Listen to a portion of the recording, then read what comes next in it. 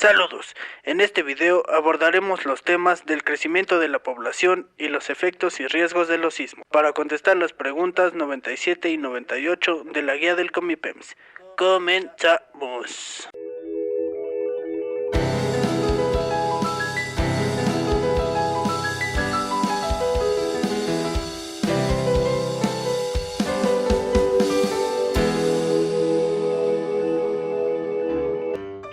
Para la pregunta 97 nos piden determinar cuál fue el incremento de la población en México de 1910 a 1970 y de 1970 al 2005 respectivamente. Para resolver esta pregunta tenemos que analizar bien los datos que nos están dando. Se trata de una gráfica de población total, en este caso de México. En el eje horizontal se muestran los años en los que fueron tomados los datos, comenzando en el año de 1895 y terminando en el 2005. En el eje vertical se muestra la cantidad de población total.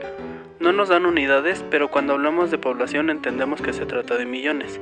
Se nos pide identificar cuánto crecimiento poblacional hubo en dos distintos periodos, de 1910 a 1970 y de 1970 al 2005.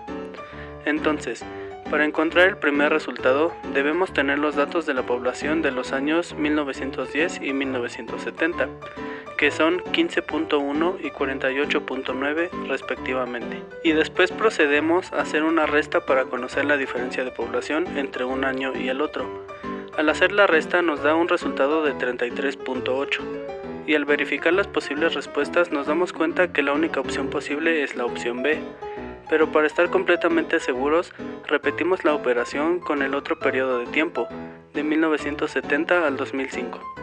Identificamos sus datos de población, que son 48.9 y 103.1 respectivamente. Hacemos la resta y nos da un resultado de 54.2, por lo que hemos comprobado que la respuesta correcta es la opción B. Para la pregunta 98 nos piden identificar los factores que ponen en riesgo a la población por los efectos de un sismo. Y bueno, la respuesta correcta para esta pregunta es la opción C, pues el sustrato geológico, la infraestructura y los deslizamientos de tierra son algunos factores de riesgo para la sociedad derivados de la ocurrencia de un sismo. A continuación, explicaremos qué son los sismos y cuáles son sus principales efectos, así como los factores de riesgos mencionados anteriormente. Los sismos, conocidos popularmente como temblores o terremotos, son las vibraciones ocasionadas por la propagación de varios tipos de ondas en el interior o en la superficie de la Tierra. Los sismos ocurren porque la Tierra está cubierta por una capa rocosa conocida como litosfera, con un espesor de hasta 100 kilómetros, la cual, como lo vimos en un video anterior, está fragmentada en grandes porciones llamadas placas tectónicas. La movilidad de las placas ocasiona que en los bordes donde las placas hacen contacto se generen esfuerzos de fricción que impiden el desplazamiento de una respecto a la otra. Si dichos esfuerzos sobrepasan la resistencia de las rocas o se vencen las fuerzas friccionantes, ocurre una ruptura violenta y la liberación repentina de la energía acumulada. Los efectos de un sismo traen como consecuencia el sacudimiento del suelo, las olas marinas sísmicas, los derrumbes de edificaciones, así como la interrupción de servicios vitales, además del pánico y el choque psicológico. Los daños dependen de la hora en que ocurre el sismo, la magnitud, la distancia del epicentro, la geología del área, el tipo de construcción de las diversas estructuras, densidad de la población y duración del sacudimiento. Para cuantificar o medir el tamaño de un sismo, se utilizan las escalas de intensidad y magnitud.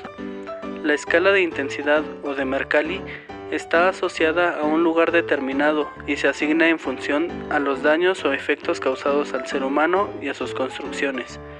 La escala de magnitud o Richter está relacionada con la energía que se libera durante un temblor y se obtiene en forma numérica a partir de los registros obtenidos con los sismógrafos. Esta es la manera más conocida y más ampliamente utilizada para clasificar los sismos. Ahora hablaremos sobre los factores de riesgo asociados a los efectos de los sismos. Al sustrato geológico lo vamos a entender como la capa subsuperficial y superficial de la corteza terrestre, es decir, las rocas y el tipo de suelo derivado de ellas, y se vuelve un factor de riesgo para la población debido a que un sismo puede causar mayores afectaciones dependiendo del tipo de sustrato geológico de la región. Por ejemplo, en el Valle de la Ciudad de México predominan los suelos lacustres, ya que en el pasado gran parte de la ciudad estaba cubierta por agua, formando lagos y canales. Y por esta razón los sismos suelen representar alto riesgo de afectaciones a la población, ya que en esa zona el sustrato geológico no es sólido ni rígido en su totalidad. Por otra parte, el sustrato geológico conformado por rocas y suelos de origen volcánico son más firmes y sólidos, por lo que representan un riesgo menor para la población en los eventos sísmicos. Por esta razón, el sustrato es un factor de riesgo para la población por los efectos de un sismo. La infraestructura se refiere a las construcciones, obras y bienes con los que cuenta una economía. Como ejemplos de infraestructura podemos señalar los sistemas de telecomunicaciones, las centrales eléctricas, edificaciones como escuelas, instituciones financieras, hospitales, aeropuertos, etc.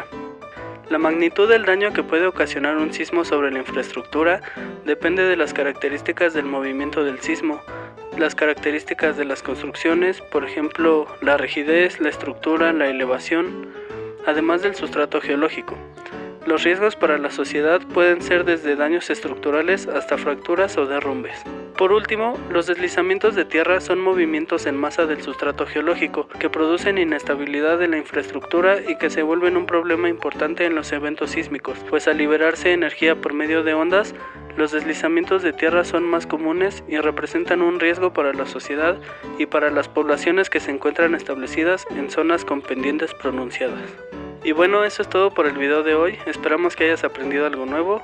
Ya sabes que para apoyarnos puedes dejar tu like, suscribirte y compartirlo. Recuerda que si quieres que resolvamos alguna duda en particular, hablemos sobre un tema en específico o quieres clases privadas, puedes mandarnos un correo a academia.universal2020@gmail.com. Te dejamos más información en la descripción o puedes revisar el video de presentación del canal. Nos vemos en el siguiente video.